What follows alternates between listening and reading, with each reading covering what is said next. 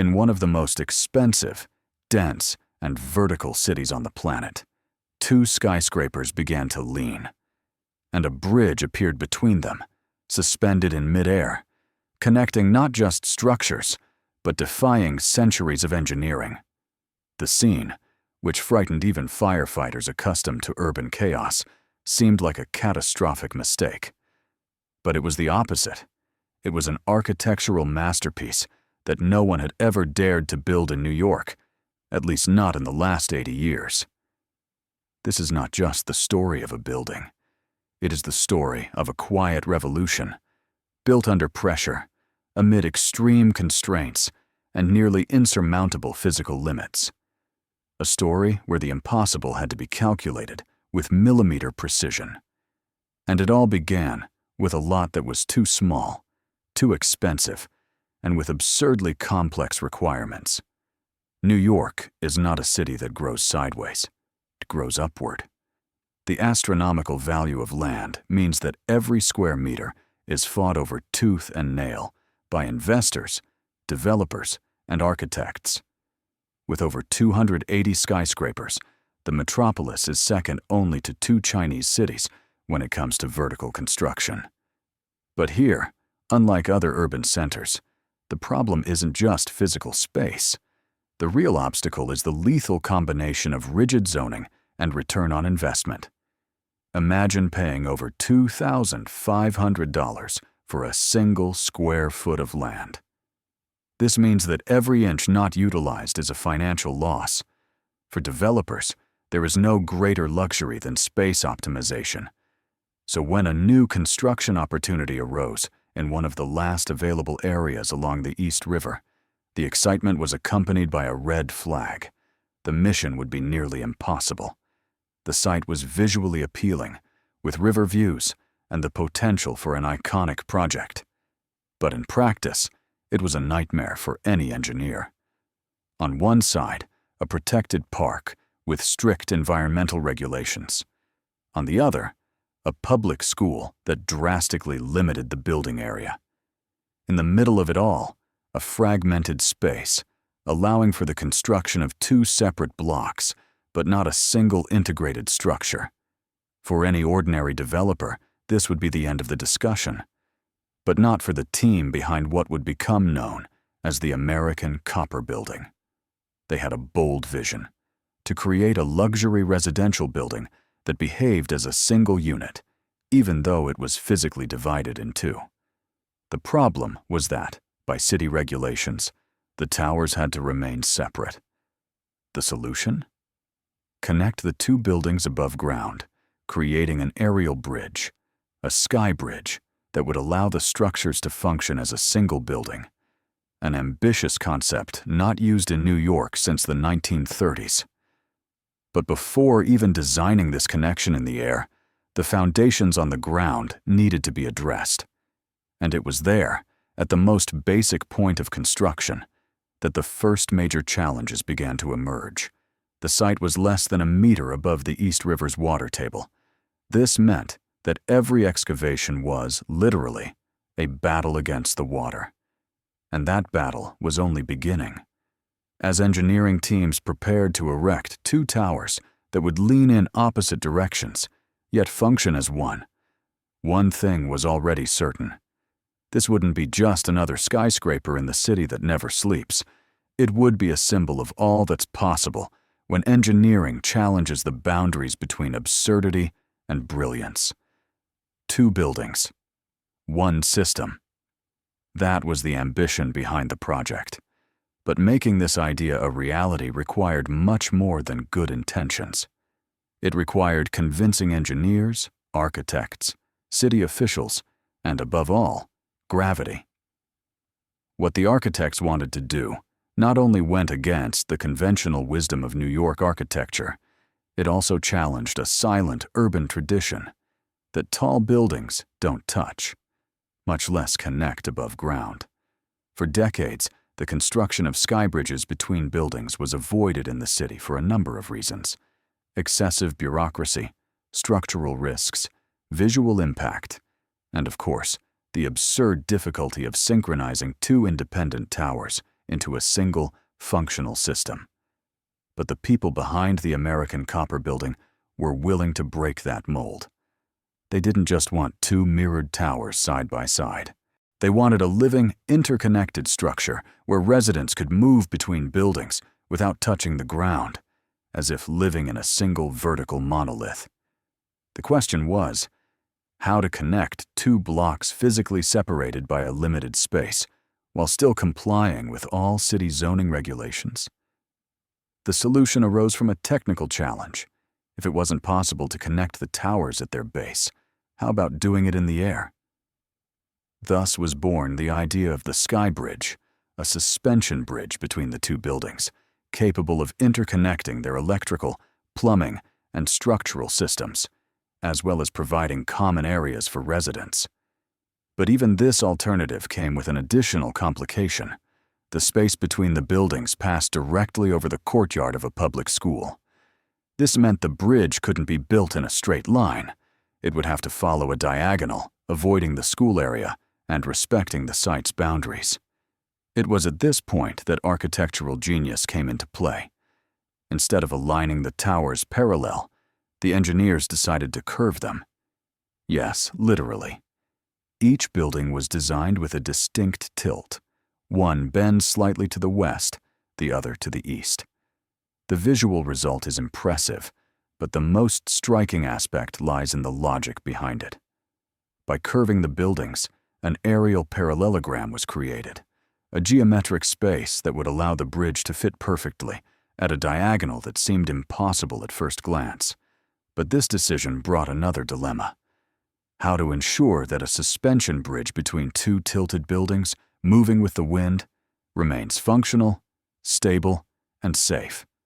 After all, on stormy days, skyscrapers can sway several centimeters, and a bridge connecting two of them needs to handle this movement flexibly, almost organically. That's when advanced engineering came into play. The bridge would be fixed to only one of the towers. The other would rest on Teflon plates, allowing it to glide in a controlled manner, following the building's natural structural movements. It was as if the bridge breathed along with the buildings. From that point on, the idea ceased to be just a bold concept. It became a precise equation, where millimeters could define success or disaster.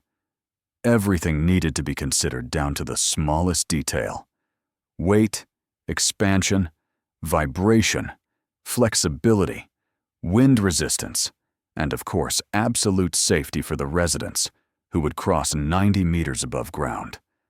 But as ingenious as the design was on paper, the most difficult stage was yet to come: the actual construction of this suspension bridge in the middle of the sky between two curved towers. And it would be unlike anything New York had ever seen. Designing a sky bridge is, in itself, an engineering feat. But designing a bridge connecting two inclined towers with distinct shapes and movements is like trying to connect two giants that breathe at different rates. The American Copper Building required a bridge that not only united structures, but lived alongside them. One that adjusted, flexed, and moved without ever failing. The towers were designed to curve in opposite directions. This intentional curvature created an oblique gap into which the sky bridge would be fitted. But there was an even bigger problem. Skyscrapers, despite appearing solid as rock, are constantly in motion. They sway with the wind, with temperature changes, with load variations. And when two distinct buildings move differently, any structure attempting to connect them is subject to extreme stresses. If the bridge were rigid, it would crack. If it were loose, it would collapse. The balance would be almost surgical. The solution found by the engineers was as ingenious as it was delicate. The bridge would be anchored permanently to only one of the towers, the so-called East Tower. In the West Tower, it would rest on Teflon plates, a material known for its low friction and high strength. These plates would allow the bridge to slide horizontally, following the building's small natural movements. It was like creating an invisible hinge in the sky, something that could adjust subtly, without residents even noticing. But this didn't solve all the challenges. The bridge's shape itself needed careful consideration. Since the floors of the two towers did not align perfectly due to the inclination, each level of the bridge would have to have a different adaptation. The end result was a structure shaped like an irregular parallelogram, with each floor moving toward and away from the towers at different rates. It's a dynamic fit, with every inch involving months of structural calculations. This complex geometry also required specific thermal expansion solutions. The bridge's steel and concrete expand and contract with temperature changes, and these movements needed to be absorbed without compromising the structure's integrity. Dampers, expansion joints, and an internal control system that monitors the bridge's behavior over time were used. Furthermore, the bridge is not just a functional passageway.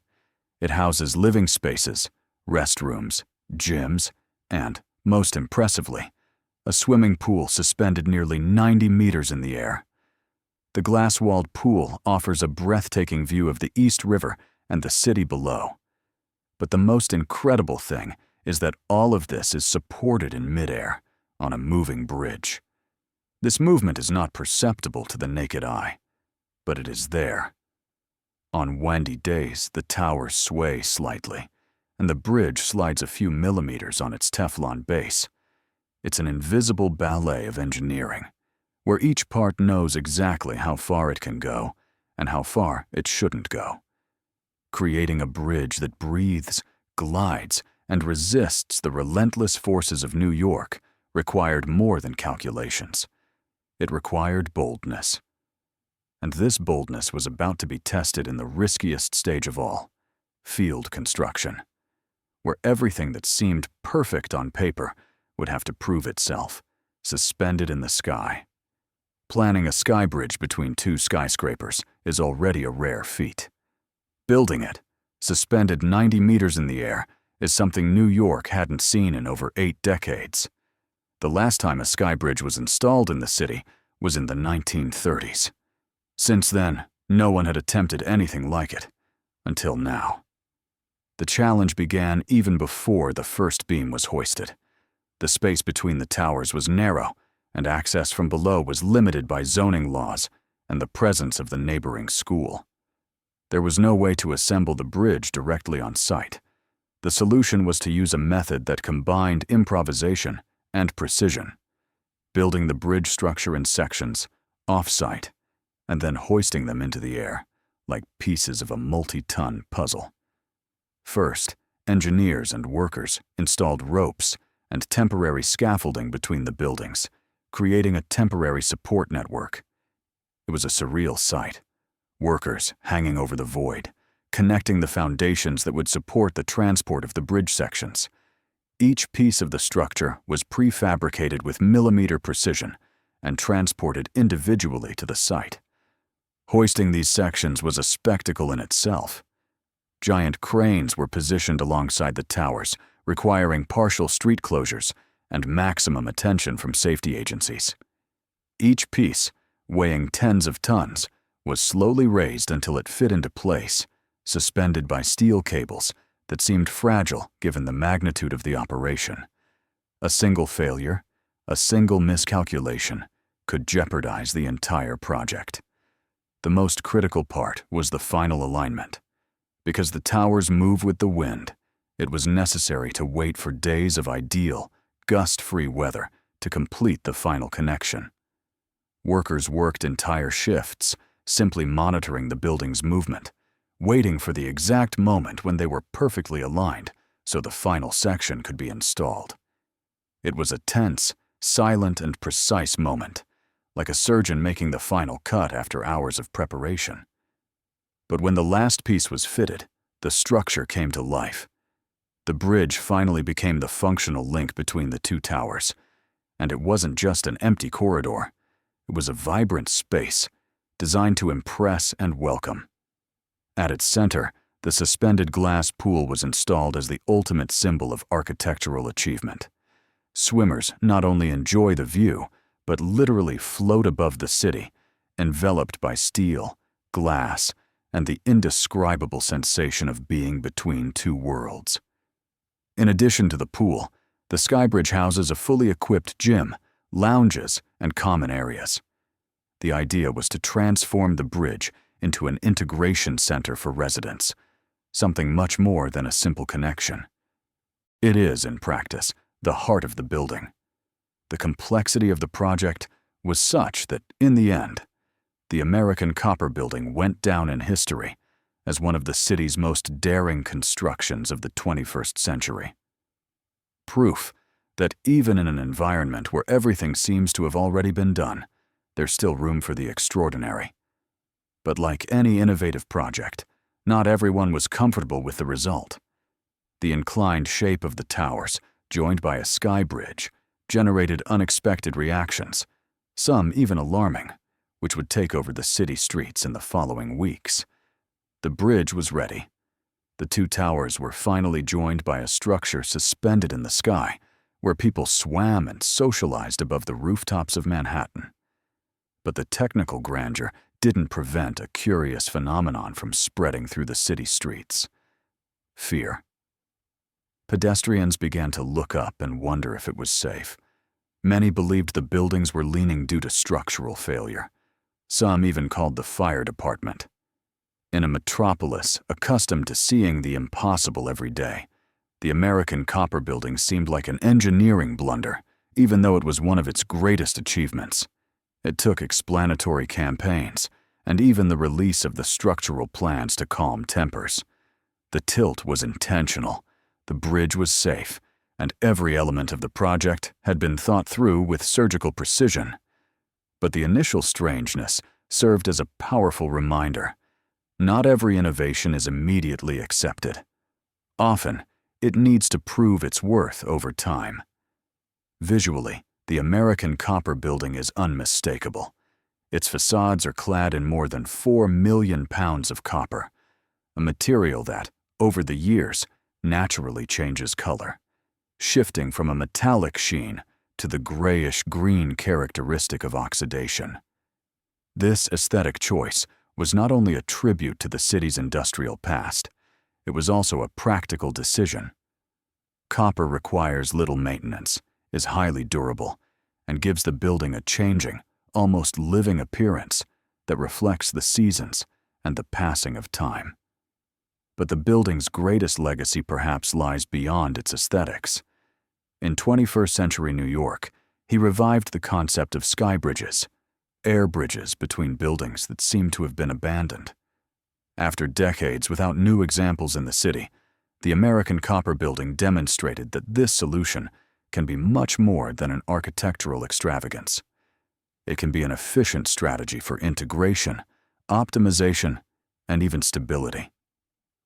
Other examples around the world have already explored this concept successfully. The iconic Petronas Towers in Malaysia, which have become a national symbol. The Marina Bay Sands in Singapore, where a gigantic platform connects 3 towers and houses an infinity pool. And more recently, the Sapphire by the Gardens in Australia, which also adopted a suspension bridge to connect high-rise residential towers. The future of skybridges is now more promising. In a world where urban centers continue to grow vertically, the idea of connecting buildings from above, rather than below, is gaining increasing traction. Besides facilitating the movement of people and services, these structures allow for shared plumbing, electrical, and security systems, optimizing resources and reducing operating costs. The American Copper Building not only overcame the challenges of terrain, regulations, wind, and gravity, it also overcame skepticism, and it became a silent icon of how engineering, when it dares, can not only build, but rewrite the rules of what's possible. And so, where once there was only a narrow, limited site, today there are 2 towers leaning toward each other, as if about to embrace. Between them, a living, breathing suspension bridge that breathes with the wind and defies convention. It's not just architecture, it's art. It's engineering with a soul. If this story impressed you as much as it moved us, don't forget to like the video. It helps us bring you more incredible stories like this. I want to know what you think. Comment below. Tell me if you would live in a building like this, or if you dare swim in that suspended pool. And of course, subscribe to the channel so you don't miss any of the upcoming stories that will challenge everything you believe is possible in engineering, architecture, and life. Thanks for watching, and see you in the next video.